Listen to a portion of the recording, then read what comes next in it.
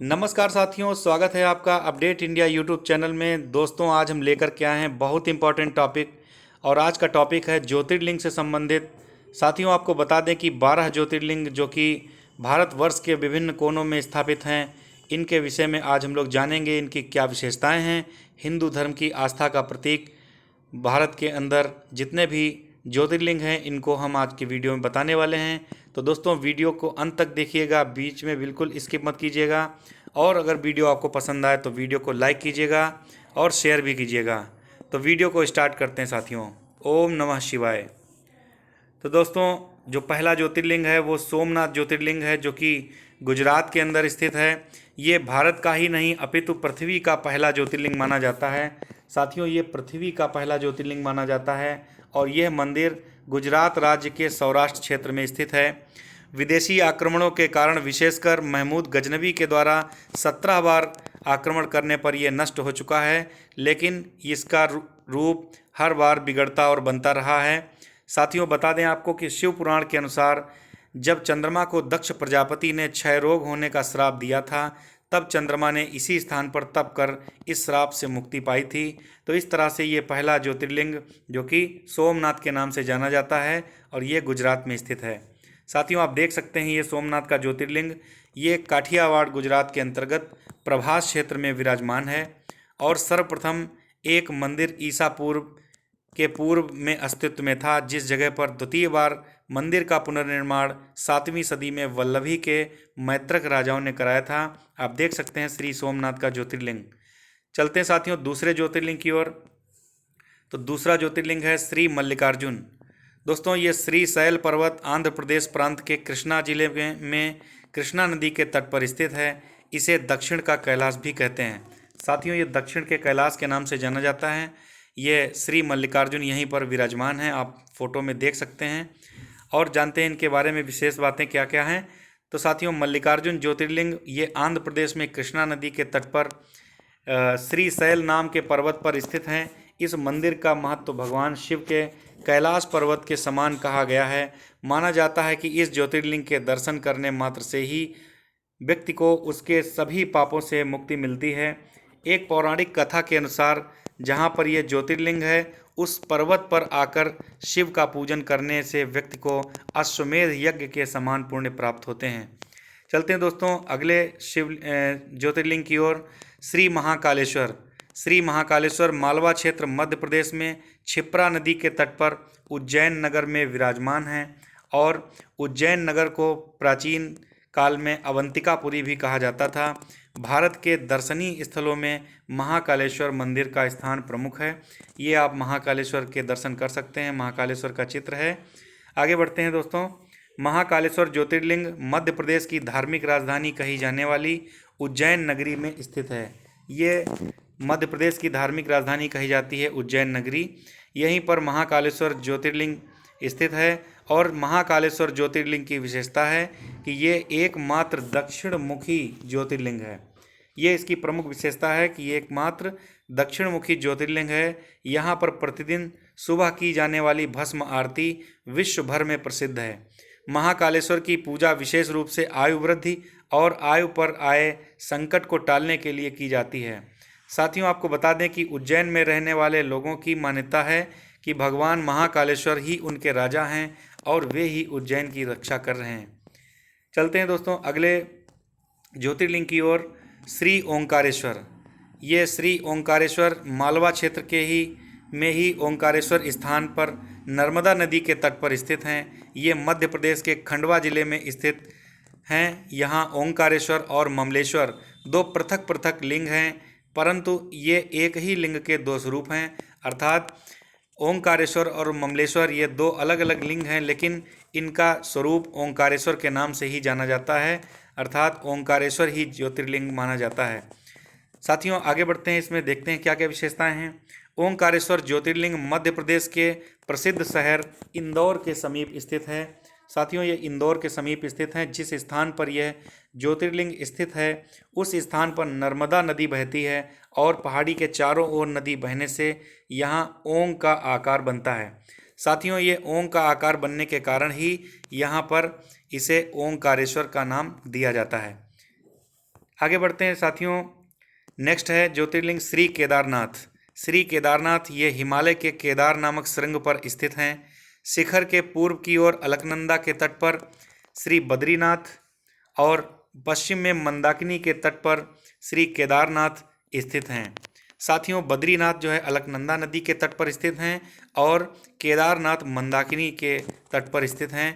यह स्थान हरिद्वार से 150 मील और ऋषिकेश से 132 मील दूर हैं। आप देख सकते हैं श्री केदारनाथ ये ज्योतिर्लिंग। आगे बढ़ते हैं। केदारनाथ ज्योतिर्लिंग के बारे में विशेष बात क्या है। केदारनाथ स्थित ज्योतिर्लिंग भी भगवान शिव के 12 प्रमुख ज्योतिर्लिंगों में आता है। यह उत्तराखंड में स्थित है। बाबा केदारनाथ का मंदिर बद्रीनाथ के मार्ग में ही स्थित है। केदारनाथ समुद्र तल से 3584 मीटर की ऊंचाई पर स्थित हैं। केदारनाथ का वर्णन स्कंद पुराण एवं शिव पुराण में भी मिलता है। यह तीर्थ भगवान शिव को अत्यंत प्रिय है। जिस प्रकार कैलाश का महत्व है उसी प्रकार का महत्व शिवजी ने केदार क्षेत्र को भी दिया है। आगे चलते हैं साथियों श्री भीमाशंकर ज्योतिर्लिंग की ओर। श्री भीमाशंकर ज्योतिर्लिंग ये मुंबई से पूर्व और पूना से उत्तर भीमा नदी के किनारे सह्याद्री पर्वत पर स्थित है। यह स्थान नासिक से लगभग 120 मील की दूरी पर स्थित हैं। श्री भीमाशंकर। श्री भीमाशंकर ज्योतिर्लिंग के बारे में हम लोग जानते हैं। श्री भीमाशंकर ज्योतिर्लिंग महाराष्ट्र के पुणे जिले में स्थित सह्याद्री नामक पर्वत पर ये स्थित हैं। भीमाशंकर ज्योतिर्लिंग को मोटेश्वर महादेव के नाम से भी जाना जाता है। साथियों, मोटेश्वर महादेव के नाम से भी भीमाशंकर ज्योतिर्लिंग को जाना जाता है। इस मंदिर के विषय में मान्यता है कि जो भी भक्त श्रद्धा से इस मंदिर के प्रतिदिन सुबह सूर्य निकलने के बाद दर्शन करता है उसके 7 जन्मों के पाप दूर हो जाते हैं तथा उसके लिए स्वर्ग के मार्ग खुल जाते हैं। आगे बढ़ते हैं तो साथियों श्री विश्वेश्वर ज्योतिर्लिंग की ओर। श्री विश्वेश्वर ज्योतिर्लिंग जिसे हम लोग काशी विश्वनाथ मंदिर में स्थित ज्योतिर्लिंग के नाम से जानते हैं, यह मंदिर पिछले कई हजारों वर्षों से वाराणसी में स्थित है। साथियों, काशी विश्वनाथ का मंदिर हिंदू धर्म में एक विशिष्ट स्थान रखता है। साथियों, ये उत्तर प्रदेश का एकमात्र ज्योतिर्लिंग है। श्री विश्वेश्वर के नाम से जाना जाता है। श्री विश्वेश्वर ज्योतिर्लिंग के बारे में हम लोग जानते हैं। काशी विश्वनाथ ज्योतिर्लिंग जो कि भारत के 12 ज्योतिर्लिंगों में से एक हैं, यह उत्तर प्रदेश के काशी नामक स्थान पर स्थित हैं। काशी सभी धर्म स्थलों में सबसे अधिक महत्व रखती है, इसलिए सभी धर्म स्थलों में काशी का अत्यधिक महत्व कहा गया है। साथियों, बता दें आपको कि इस स्थान की मान्यता है कि प्रलय आने पर भी यह स्थान बना रहेगा। इसकी रक्षा के लिए भगवान शिव इस स्थान को अपने त्रिशूल पर धारण कर लेंगे और प्रलय के टल जाने पर काशी को उसके स्थान पर पुनः रख देंगे, ऐसी मान्यता है। आगे बढ़ते हैं हम लोग श्री त्रयंबकेश्वर ज्योतिर्लिंग की ओर। तो साथियों, श्री त्रयंबकेश्वर ज्योतिर्लिंग जो कि महाराष्ट्र प्रांत के नासिक में स्थित है और ये ब्रह्मगिरी के निकट गोदावरी का उद्गम भी है। साथियों, आप देख सकते हैं श्री त्रयंबकेश्वर ज्योतिर्लिंग के बारे में। त्रयंबकेश्वर ज्योतिर्लिंग के बारे में और कुछ विशेष बात हैं जो कि हम आपको बता रहे हैं। यह ज्योतिर्लिंग गोदावरी नदी के करीब महाराष्ट्र राज्य के नासिक जिले में स्थित है। इस ज्योतिर्लिंग के सबसे अधिक निकट ब्रह्मगिरी नामक का एक साथियों पर्वत है और इसी पर्वत से गोदावरी नदी शुरू होती है। भगवान शिव का एक अन्य नाम त्रयंबकेश्वर भी है। कहा जाता है कि भगवान शिव को गौतम ऋषि और गोदावरी नदी के आग्रह पर यहाँ ज्योतिर्लिंग के रूप में रहना पड़ा था। आगे बढ़ते हैं हम लोग श्री वैद्यनाथ ज्योतिर्लिंग। शिव पुराण के अनुसार संथाल परगना झारखंड में जसीडीह स्टेशन के पास वैद्यनाथ नामक ज्योतिर्लिंग सिद्ध होता है, क्योंकि यही चिताभूमि है। परंपरा और पौराणिक कथाओं से भी देवघर में ही श्री वैद्यनाथ ज्योतिर्लिंग का प्रमाण मिलता है। साथियों, श्री वैद्यनाथ ज्योतिर्लिंग को ही बाबा धाम के रूप में जानते हैं। बाबा धाम भी इसको कहते हैं श्री वैद्यनाथ। आगे चलते हैं श्री वैद्यनाथ ज्योतिर्लिंग के बारे में कुछ विशेषताएं।